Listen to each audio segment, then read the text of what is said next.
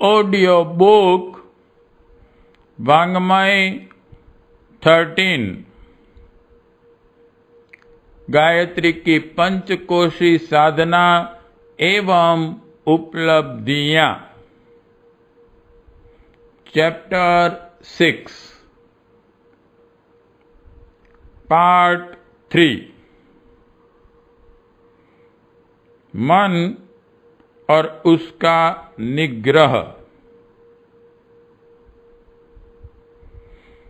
मनोनिग्रह और मनोजय के अभ्यास के लिए योग शास्त्रों में ऐसी कितनी ही साधनाओं का वर्णन है जिनके द्वारा मन की चंचलता, गूढ़ दौड़, विषय लोलुपता और ऐषणा प्रकृति को रोककर उसे रुतम भरा बुद्धि के अंतरात्मा के अधीन किया जा सकता है। इन साधनाओं को मनोमय योग कहते हैं। मनोमय योग के अंतर्गत 1 ध्यान, 2 त्राटक, 3 जप, 4 तन्मात्रा साधना। यह 4 साधन प्रधान रूप से आते हैं। इन चारों का मनोमय कोश की साधना में बहुत महत्वपूर्ण स्थान है। पार्ट 3 समाप्त।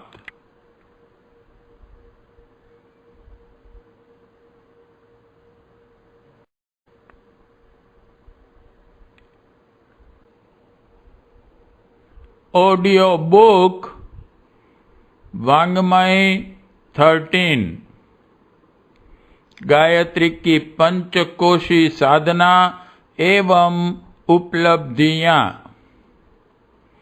चैप्टर 6 पार्ट 4 ध्यान। ध्यान वह मानसिक प्रक्रिया है जिसके अनुसार किसी वस्तु की स्थापना अपने मन क्षेत्र में की जाती है। मानसिक क्षेत्र में स्थापित की हुई वस्तु हमारे आकर्षण का प्रधान केंद्र बनती है।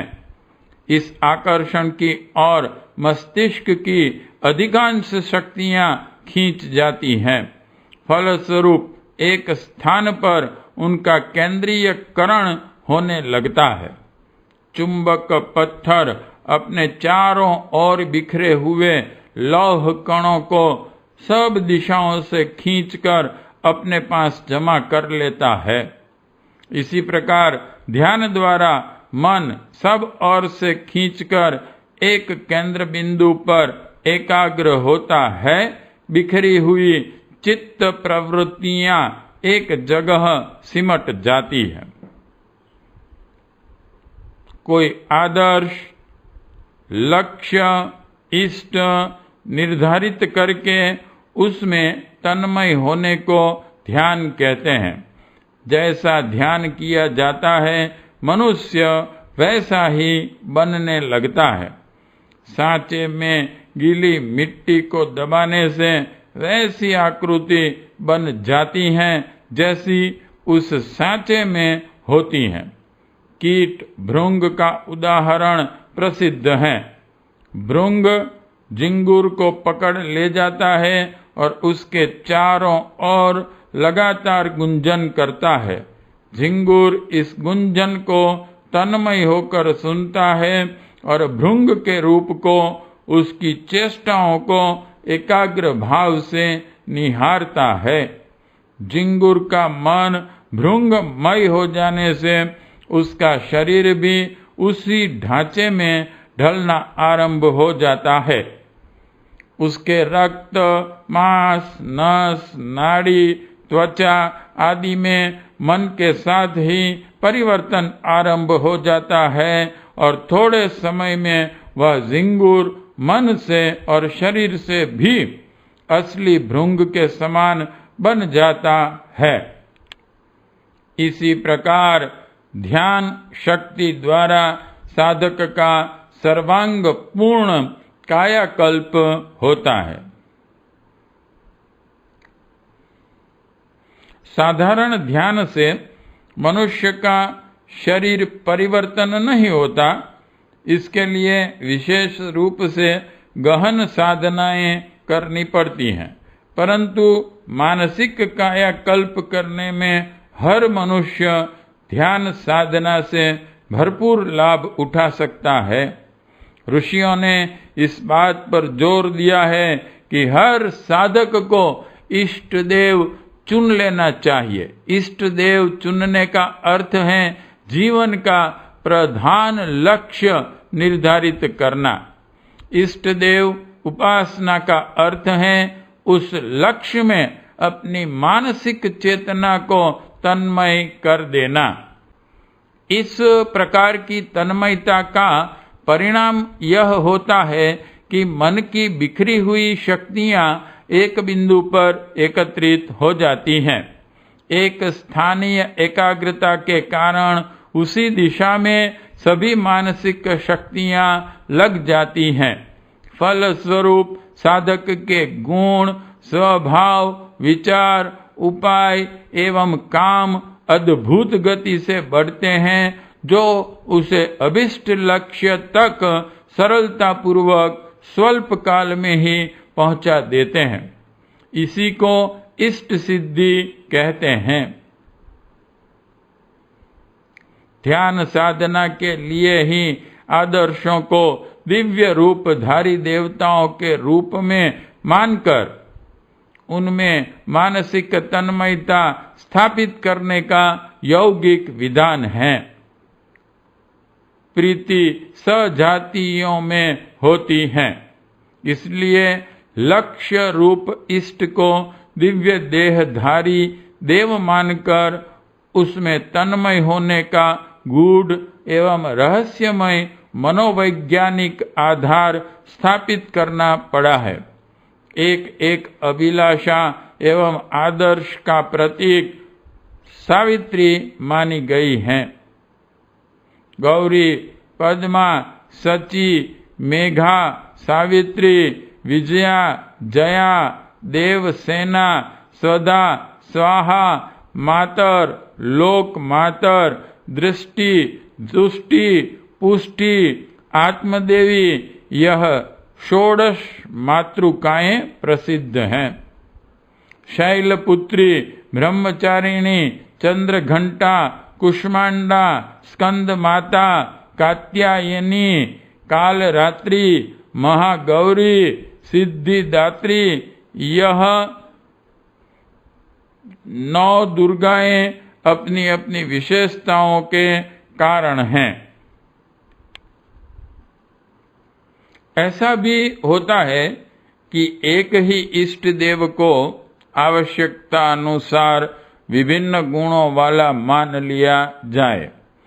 एक महाशक्ति की विविध प्रयोजनों के लिए काली, तारा, षोडशी, भुवनेश्वरी, छिन्नमस्ता, त्रिपुर, भैरवी, बंगला, मातंगी, कमला, इंद्राणी, वैष्णवी, ब्राह्मणी, कौमारी, नरसिंही, महेश्वरी, भैरवी आदि विविध रूपों में उपासना की जाती है।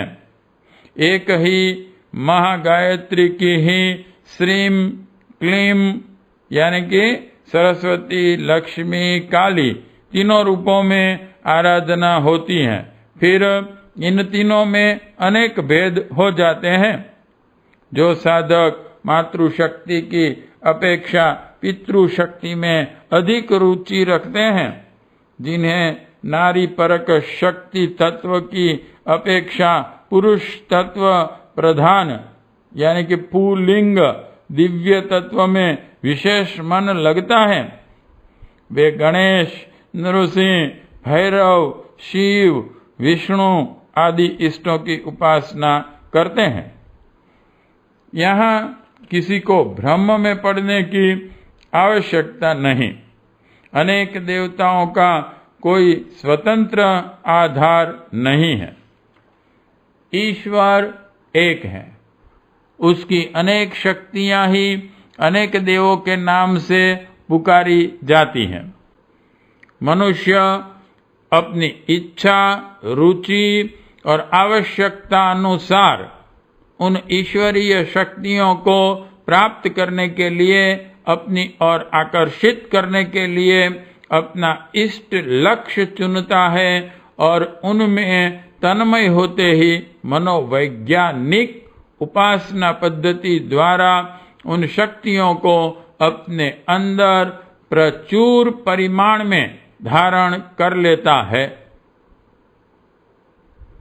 ध्यान योग साधना में मन की एकाग्रता के साथ साथ लक्ष्य को, इष्ट को भी प्राप्त करके योग स्थिति उत्पन्न करने का दूसरा लाभ प्राप्त करने का प्रयत्न किया जाता है।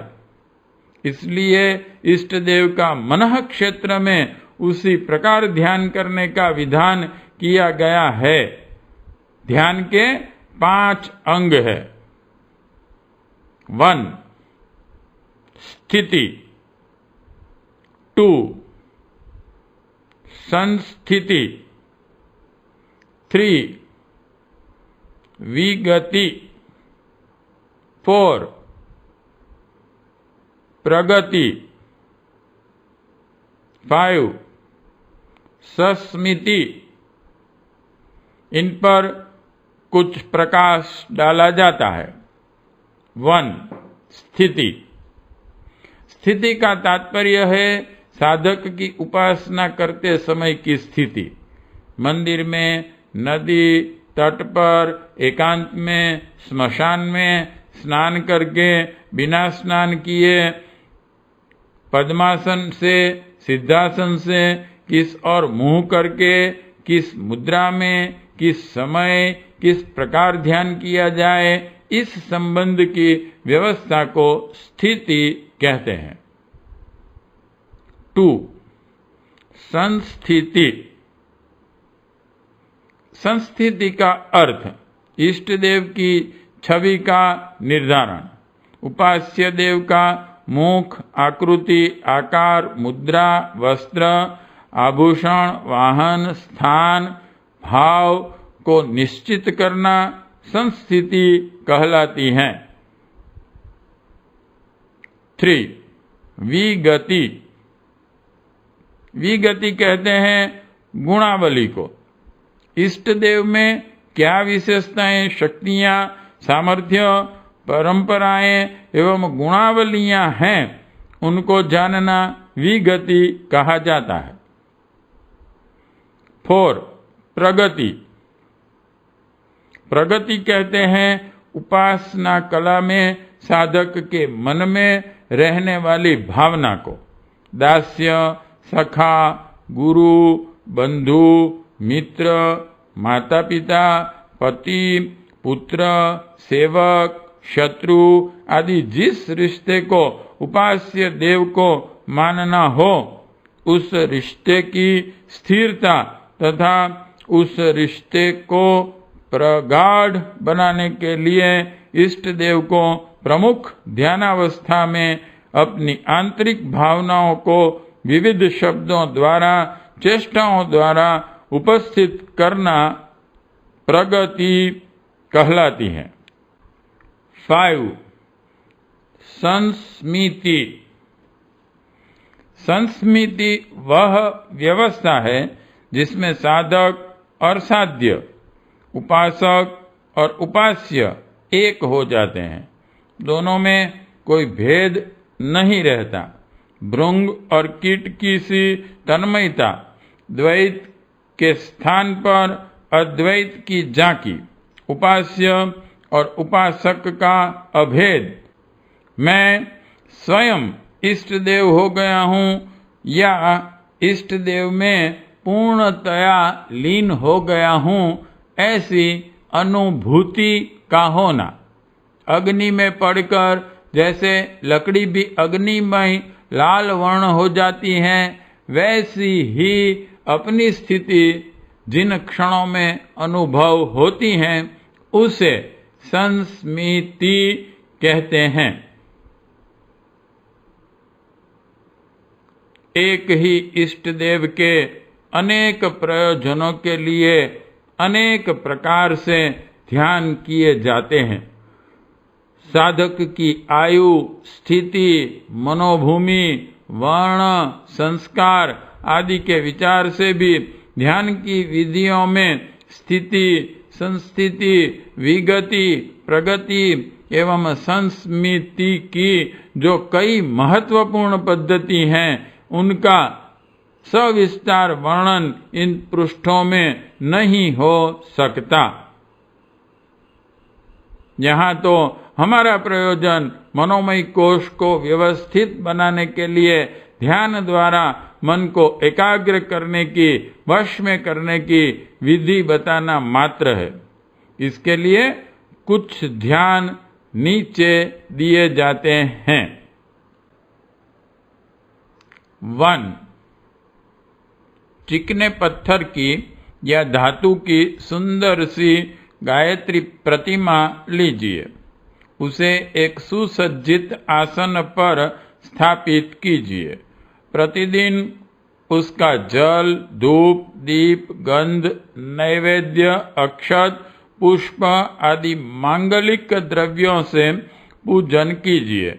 इस प्रकार नित्य प्रति पूजन आरंभिक साधकों के लिए श्रद्धा बढ़ाने वाला, मन की प्रवृत्तियों को इस ओर झुकाने वाला होता है। साधक में अरुचि को हटाकर रुचि उत्पन्न करने का प्रथम सोपान यह पार्थिव पूजन ही है। मंदिरों में मूर्ति पूजा का आधार यह प्राथमिक शिक्षा के रूप में साधना का आरंभ करना ही है। 2. शुद्ध होकर पूर्व की ओर मुंह करके कुश के आसन पर पद्मासन लगाकर बैठिए। सामने गायत्री का चित्र रख लीजिए। विशेष मनोयोग पूर्वक उसकी मुखाकृति या अंग प्रत्यंगों को देखिए। फिर नेत्र बंद कर लीजिए। ध्यान द्वारा उस चित्र की बारीकियां भी ध्यानावस्था में भली भांति परिलक्षित होने लगेंगी। इस प्रतिमा को मानसिक साष्टांग प्रणाम कीजिए और अनुभव कीजिए कि उत्तर में आपको आशीर्वाद प्राप्त हो रहा है। 3. एकांत स्थान में सुस्थिर होकर बैठिए। ध्यान कीजिए कि निखिल नील आकाश में और कोई वस्तु नहीं है। केवल एक स्वर्णिम वर्ण का सूर्य पूर्व दिशा में चमक रहा है। उस सूर्य को ध्यानावस्था में विशेष मनोयोग पूर्वक देखिए। उसके बीच में हंसारूढ़ माता गायत्री की धुंधली सी छवि दृष्टिगोचर होगी। अभ्यास से धीरे धीरे यह छवि स्पष्ट दिखने लगेगी। 4. भावना कीजिए कि इस गायत्री सूर्य की स्वर्णिम किरणें मेरे नग्न शरीर पर पड़ रही हैं और वे रोमकूप में होकर प्रवेश हुई आभा से देह के समस्त स्थूल एवं सूक्ष्म अंगों को अपने प्रकाश से पूरित कर रही हैं। 5. दिव्य तेज युक्त अत्यंत सुंदर, इतनी सुंदर जितनी कि आप अधिक से अधिक कल्पना कर सकते हों, आकाश में दिव्य वस्त्रों आभूषणों से सुसज्जित माता का ध्यान कीजिए। किसी सुंदर चित्र के आधार पर ऐसा ध्यान करने की सुविधा होती है। माता के एक एक अंग को विशेष मनोयोग पूर्वक देखिए। उसकी मुखाकृति, चितवन, मुस्कान, भावभंगिमा पर विशेष ध्यान दीजिए। माता अपनी स्पष्ट वाणी, चेष्टा तथा संकेतों द्वारा आपके मन क्षेत्र में नवीन भावों का संचार करेगी। 6. शरीर को बिल्कुल ढीला कर दीजिए। आराम कुर्सी, मसनद या दीवार का सहारा लेकर शरीर की नस नाड़ियों को निर्जीव की भांति शिथिल कर दीजिए। भावना कीजिए कि सुंदर आकाश में अत्यधिक ऊंचाई पर अवस्थित ध्रुव तारे से निकलकर एक नील वर्ण की शुभ्र किरण सुधा धारा की तरह अपनी ओर चली आ रही हैं और अपने मस्तिष्क या हृदय में रुतम भरा बुद्धि के रूप में तरण तारिणी प्रज्ञा के रूप में प्रवेश कर रही हैं। इस परम दिव्य परम प्रेरक शक्ति को पाकर अपने हृदय में सद्भाव और मस्तिष्क में सद्विचार उसी प्रकार उमड़ रहे हैं जैसे समुद्र में ज्वार भाटा उमड़ते हैं। वह ध्रुव तारा जो इस दिव्य धारा में प्रेरक हैं, सतलोकवासिनी गायत्री माता ही हैं। भावना कीजिए कि जैसे बालक अपनी माता की गोद में खेलता और क्रीड़ा करता है, वैसे ही आप भी गायत्री माता की गोद में खेल और क्रीड़ा कर रहे हैं। 7. मेरुदंड को सीधा करके पद्मासन में बैठिए। नेत्र बंद कर लीजिए।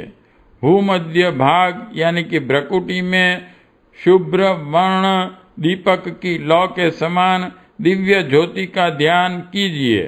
यह ज्योति विद्युत की भांति क्रियाशील होकर अपनी शक्ति से मस्तिष्क क्षेत्र में बिखरी हुई अनेक शक्तियों का पोषक एवं जागरण कर रही है, ऐसा विश्वास कीजिए। 8.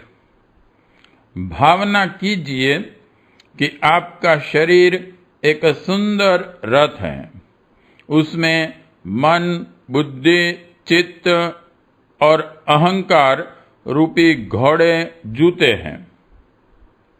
इस रथ में दिव्य तेजोमयी माता विराजमान है और घोड़ों की लगाम उसने अपने हाथ में थाम रखी है। जो घोड़ा बिचकता है वह चाबुक से उसका अनुशासन करती हैं और लगाम झटक कर उसको सीधे मार्ग पर ठीक रीति से चलने में सफल पथ प्रदर्शन करती हैं। घोड़े भी माता से आतंकित होकर उसके अंकुश को स्वीकार करते हैं। 9. हृदय स्थान के निकट सूर्य चक्र में सूर्य जैसे छोटे प्रकाश का ध्यान कीजिए। यह आत्मा का प्रकाश है। इसमें माता की शक्ति मिलती है और प्रकाश बढ़ता है। इस बढ़े हुए प्रकाश में आत्मा से वस्तु स्वरूप की झांकी होती है। आत्मा साक्षात्कार का केंद्र यह सूर्य चक्र है। 10. ध्यान कीजिए कि चारों ओर अंधकार है।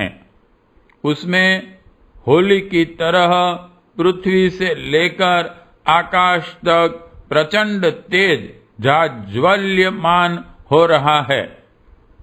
उसमें प्रवेश करने से अपने शरीर का प्रत्येक अंग मनः क्षेत्र से उस परम तेज के समान अग्निमय हो गया है। अपने समस्त पाप ताप विकार संस्कार जल गए हैं और शुद्ध सच्चिदानंद शेष रह गया है। ऊपर कुछ सुगम एवं सर्वोपरि ध्यान बताए गए हैं। यह सरल है और प्रतिबंध रहित। इनके लिए किन्हीं विशेष नियमों के पालन की आवश्यकता नहीं होती। शुद्ध होकर साधना के समय उनका करना उत्तम है। वैसे अवकाश में अन्य समयों में भी जब चित्त शांत हो तो इन ध्यानों में से अपनी रुचि के अनुकूल ध्यान किया जा सकता है। इन ध्यानों में मन को संयत एकाग्र करने की बड़ी शक्ति है। साथ ही उपासना का आध्यात्मिक लाभ भी मिलने से यह ध्यान दूहरा हित साधन करते हैं। पार्ट 4 समाप्त।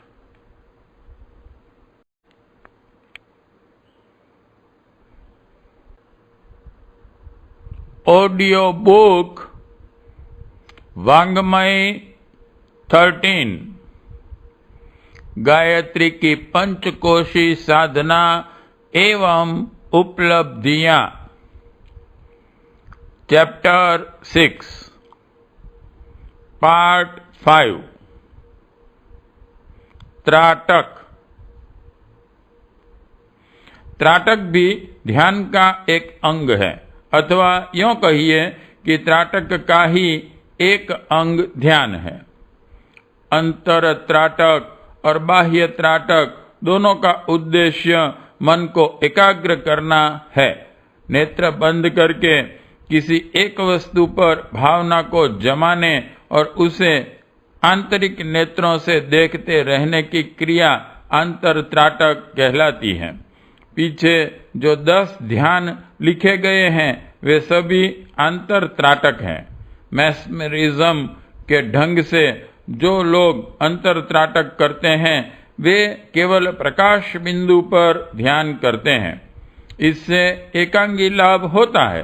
प्रकाश बिंदु पर ध्यान करने से मन तो एकाग्र होता है, पर उपासना का आत्म लाभ नहीं मिल पाता। इसलिए भारतीय योगी सदा ही अंतर त्राटक का इष्ट ध्यान के रूप में प्रयोग करते रहे हैं। बाह्य त्राटक का उद्देश्य बाह्य साधनों के आधार पर मन को वश में करना एवं चित्त प्रवृत्तियों का एकीकरण करना है। मन की शक्ति प्रधानतया नेत्रों द्वारा बाहर आती है।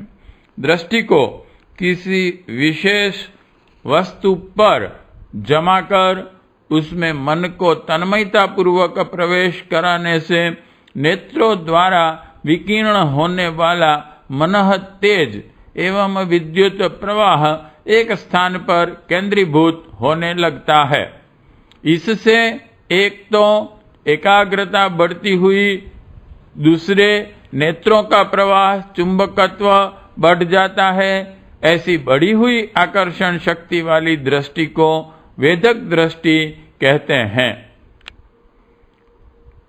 वेदक दृष्टि से देखकर किसी व्यक्ति को प्रभावित किया जा सकता है। मैस्मरिज्म करने वाले अपने नेत्रों में त्राटक द्वारा ही इतना विद्युत प्रवाह उत्पन्न कर लेते हैं कि उसे जिस किसी शरीर में प्रवेश कर दिया जाए वह तुरंत बेहोश एवं वशवर्ती हो जाता है।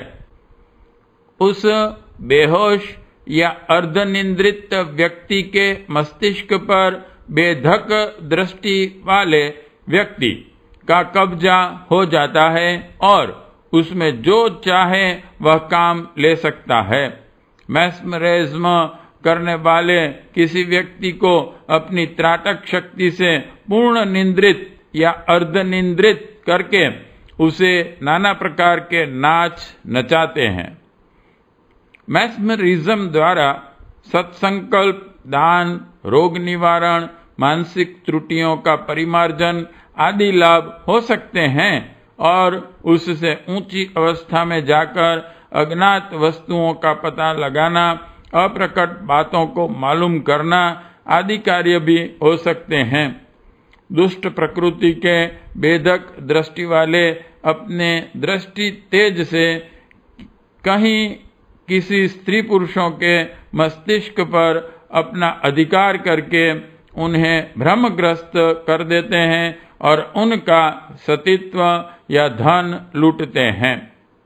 कई भेदक दृष्टि से खेल तमाशे करके पैसा कमाते हैं।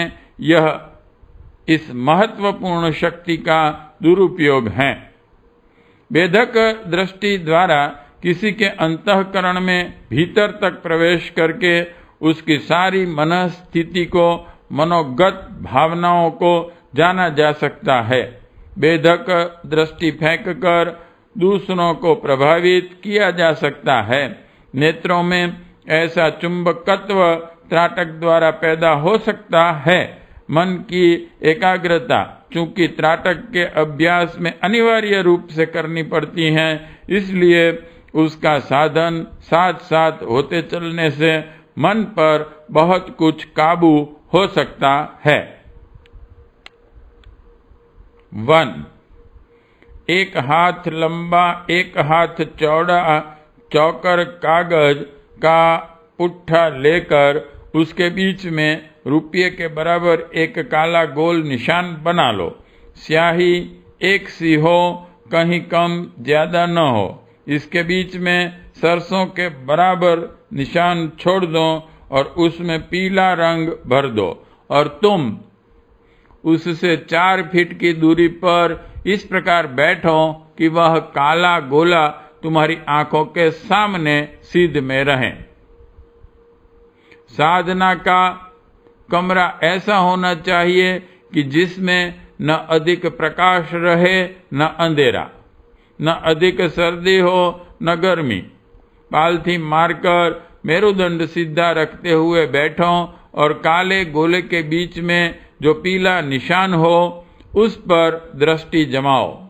चित्त की सारी भावनाएं एकत्रित करके उस बिंदु को इस प्रकार देखो मानो तुम अपनी सारी शक्ति नेत्रों द्वारा उसमें प्रवेश कर देना चाहते हो। ऐसा सोचते रहो कि मेरी तीक्ष्ण दृष्टि से इस बिंदु में छेद हुआ जा रहा है।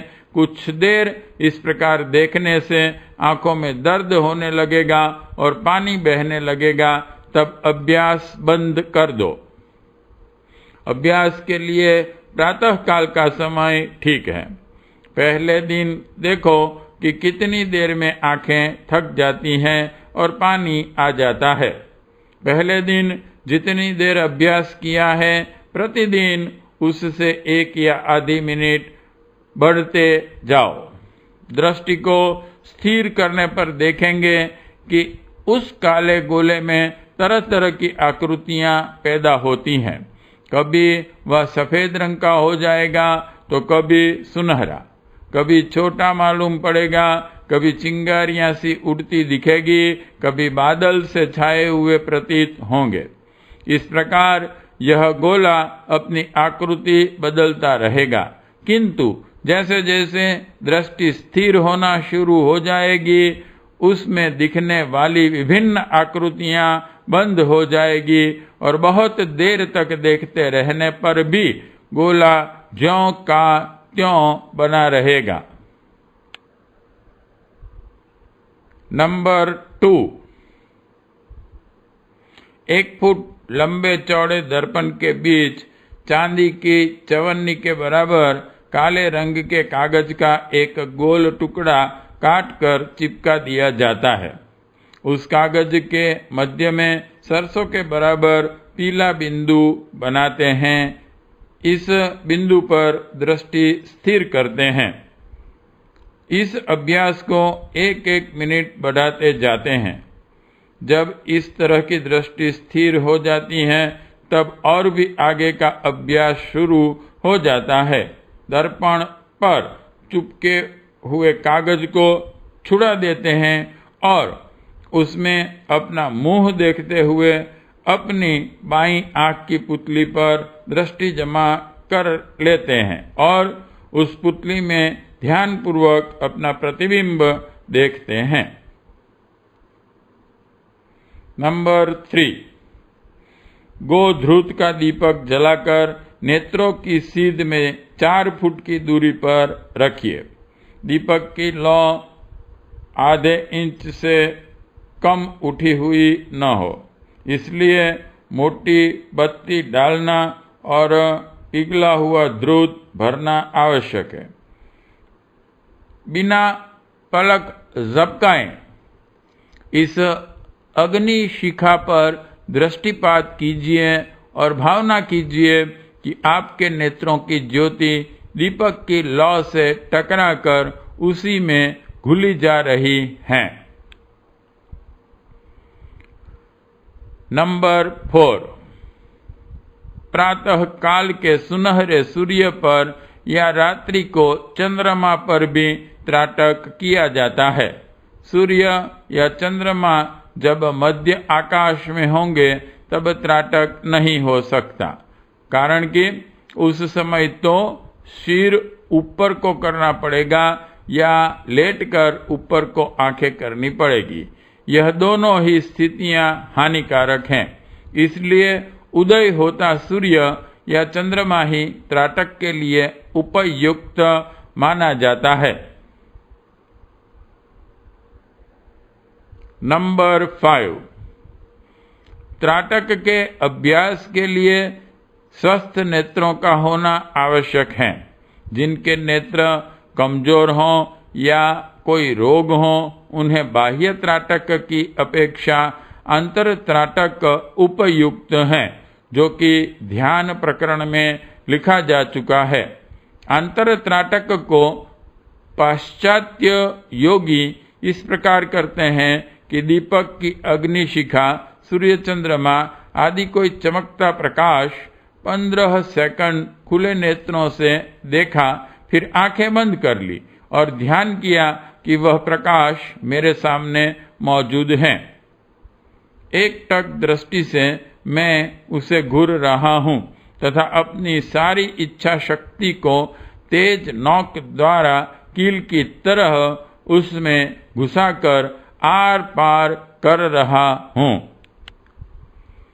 अपनी सुविधा, स्थिति या रुचि के अनुरूप इन त्राटकों में से किसी को चुन लेना चाहिए और उसे नियमित समय पर नियम पूर्वक करते रहना चाहिए।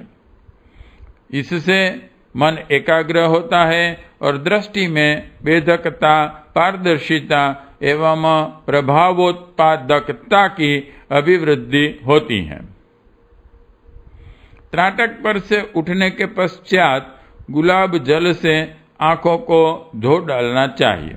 गुलाब जल न मिले तो स्वच्छ छना हुआ ताजा पानी भी काम में लाया जा सकता है।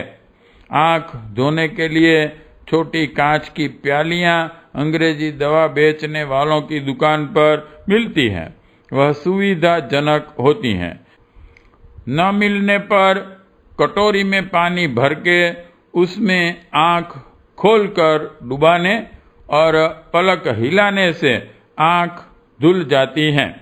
इस प्रकार के नेत्र स्नान से त्राटक के कारण उत्पन्न हुई आंख उष्णता शांत हो जाती है। त्राटक का अभ्यास समाप्त करने के उपरांत साधना के कारण बढ़ी हुई मानसिक गर्मी के समाधान के लिए दूध, दही, लस्सी, मक्खन, मिश्री, फल, शरबत, ठंडाई आदि कोई ठंडी पौष्टिक चीजें ऋतु का ध्यान रखते हुए सेवन करनी चाहिए। जाड़े के दिनों में बादाम का हलवा, च्यवनप्राश, अवलेह आदि वस्तुएं भी उपयोगी होती हैं। पार्ट 5 समाप्त।